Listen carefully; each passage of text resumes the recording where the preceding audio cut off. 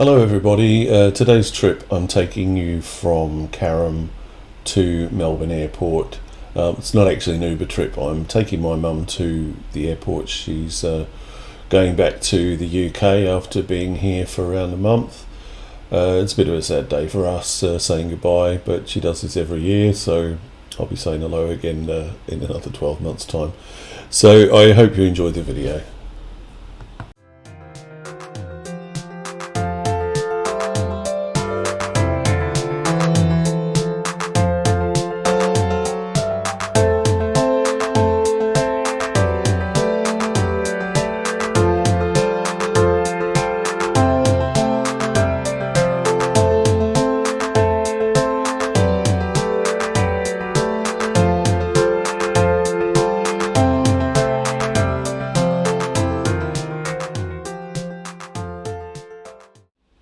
So the first place I'm driving through here is Patterson Lakes. Now I grew up in this area a long time ago, back in the 70s. There was no Patterson Lakes.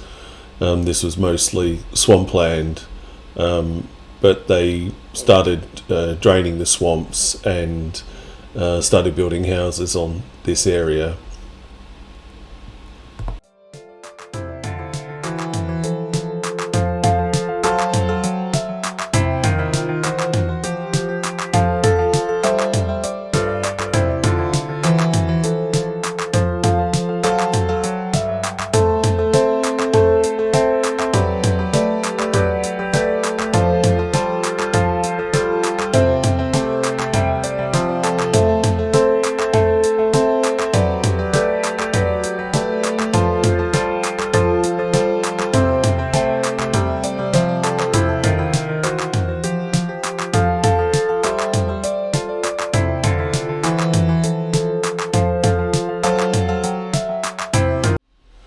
I'm just about to come on to Eastlink. It's quite an interesting history about a lot of the freeways around Melbourne. This is part of a grand plan of freeways around Melbourne that was published in 1969, and it was originally called the F35 freeway. And it started appearing in the Melways maps from around 1969 onwards. I think when I started driving it was called the proposed Scoresby Freeway, and there was a lot of argument about whether it should go ahead or not, and it wasn't until 2000 when the Victorian Premier Steve Bracks had decided to seek federal funding to build the road, even though the year before he'd said that they weren't going to build the road. So typical government making a backflip and then another backflip and another backflip. That's what governments do, I suppose.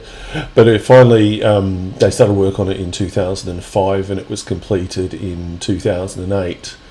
Now when I first started driving in the late 80s, the Eastern Freeway used to run from Hoddle Street and would finish at Doncaster Road.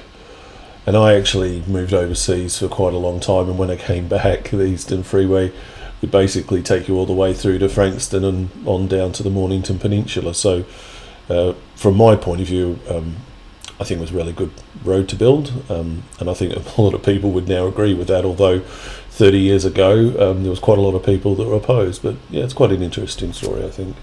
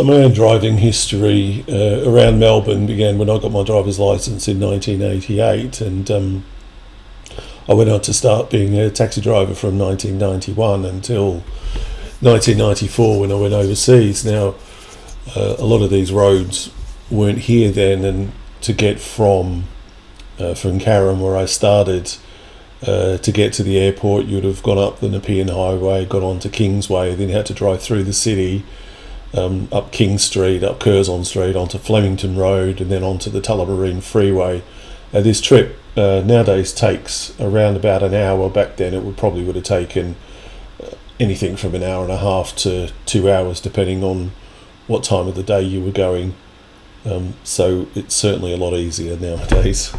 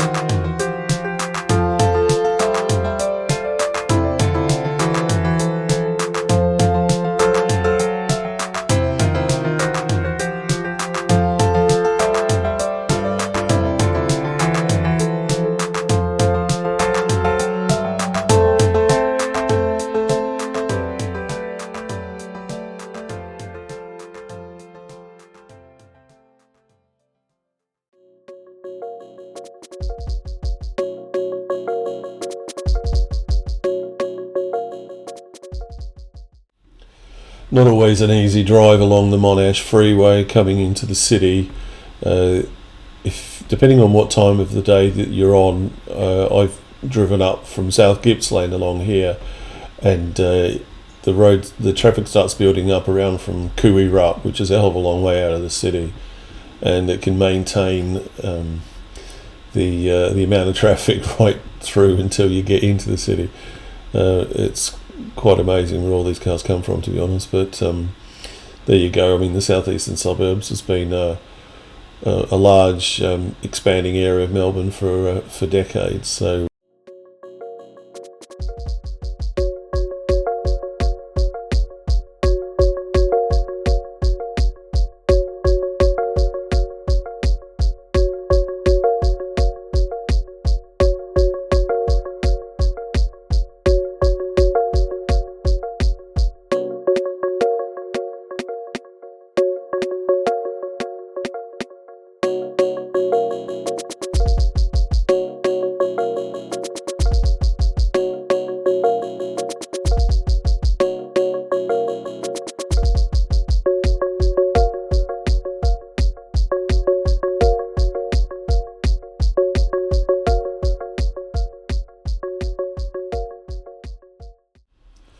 So here I'm just coming up to the Warrigal Road turn-off.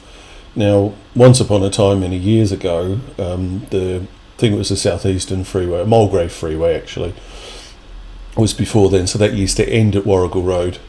So the part of the Monash now that is between Toorak Road and Warrigal Road didn't exist. And eventually they filled in the missing pieces. But the funny thing was that the area that goes between Toorak Road and Warrigal Road, you had to maintain a 60km/h speed limit at night time, because they didn't want to make noise pollution for all of the good and the great in the inner East Melbourne suburbs.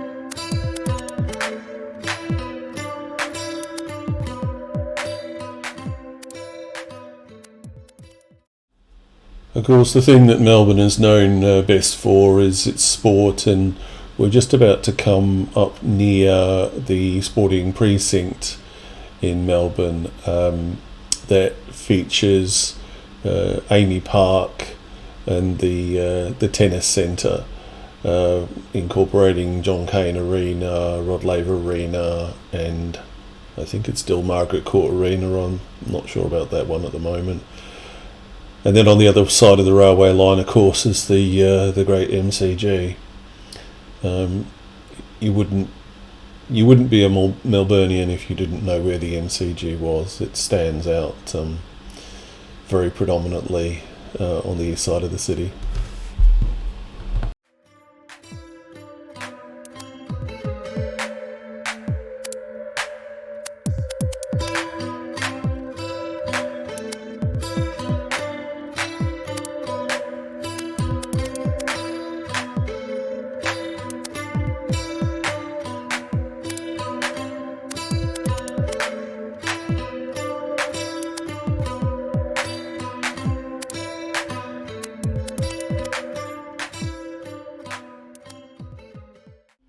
Now, this is probably the most important piece of road building that's ever happened in Melbourne.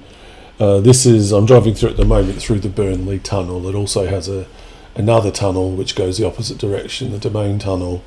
So this connects the western part of the city to the eastern, southeastern suburbs. So the tunnel goes underneath the Yarra River. It starts from just near Punt Road and continues on to the other side of Melbourne, where it comes up just past the Arts Centre off St Kilda Road, and joins with the Westgate Freeway.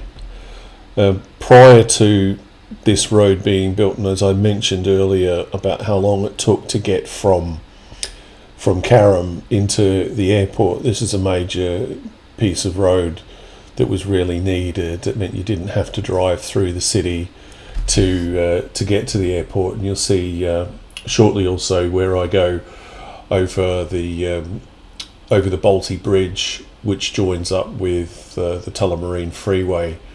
It really saved so much time and was such an important piece of infrastructure that was built between 1996 and 2000. I think it opened up around about 2000. Had its issues. There was water that was leaking into the tunnel. There was a serious accident and fire that left 3 people dead, unfortunately. But without it, it would be impossible to get around Melbourne in this day and age, with our population rising quickly and the number of cars on the road also increasing exponentially.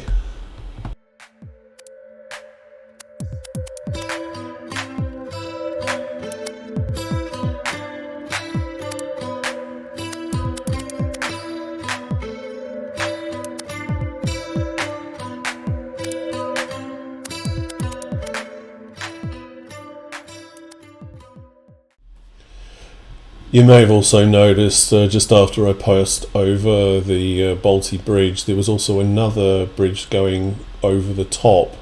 This is part of the Western Distributor Road that's being built from the Westgate Freeway between Millers Road and Williamstown Road.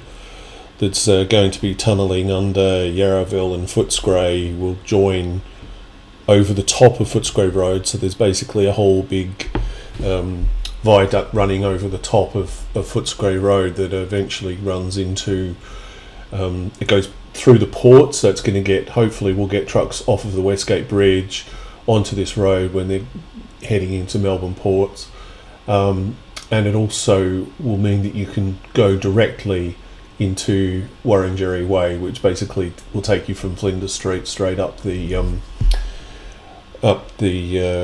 new road that they're building, and I think allows you to go north on the Tullamarine Freeway. I'm not 100% sure about that, but I certainly know it'll bypass certain sections to get you onto the Westgate Freeway as well. So it's another good piece of infrastructure. A little bit controversial because it wasn't actually proposed by the government at the time. It was proposed by Transurban, and part of the deal was that they extended the tolls on CityLink for another 10 years in order to pay for this new road to be built. So a bit of controversy there, but I think it's another important piece of road that we're building here.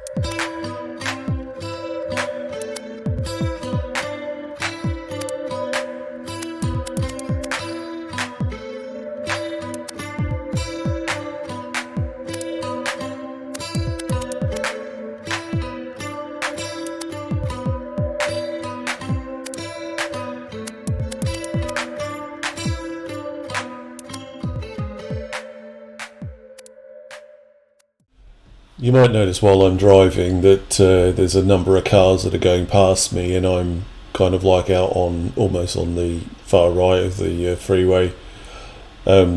Usually I drive sitting on the speed limit, and the funny thing I find is that when I'm doing 80 in an 80 zone, a lot of cars are passing me. When I do 100 in a 100 zone, I'm passing a lot of cars. I just think most people don't really pay much attention to the speed limit, but I kind of tend to be in the lane that I need to be in from when I get to the end of my journey. So this lane that I'm in at the moment, it takes me from the Tullamarine Freeway, where the freeway spurs off between the Tullamarine Freeway and the Calder Freeway, and then I make a left turn into the airport from there to be in the lane that I need to be in. So kind of that's the way I tend to sit in that lane, but a lot of people don't like that, but oh well, that's the way it is, I suppose.